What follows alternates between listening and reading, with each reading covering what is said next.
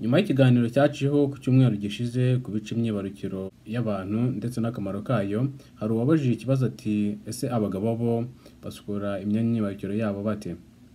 Nibyo koko muri icyo kiganiro cyaciye icyumweru gishize hari havuzwe ukuntu abagore basukura imyanya myibarukiro yabo, ariko uko abagabo basukura iyabo ntabwo byari byigeze bivugwaho.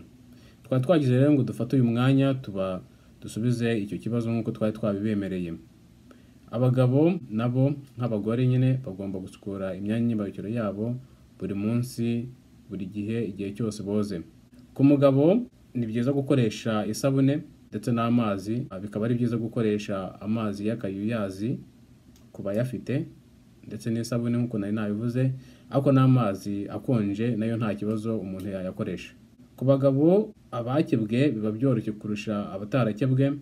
Abatarakebwe hari agahu bagomba gukurura buhoro buhoro, hanyuma bakozamo imbere, barangiza bakagasubizaho buhoro buhoro kugira ngo hatazamo ububabare.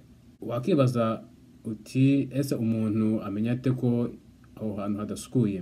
Uramutse umaze igihe kinini utahasukura, hari umwanda uba urimo usa n'umweru ndetse n'umunuko ushobora kuba uri kuhaturuka. Umuntu agomba kujya yisukura rero buri gihe kugira ngo yirinde indwara zaturuka ku mwanda. Ikindi umuntu yavuga ni uko kubera ubushyuhe buharangwa ndetse no kuba habobereye, hari udukoko bita bagiteri dukunda kuhakurira tukabona twatuma haza uwo mwuka mubi.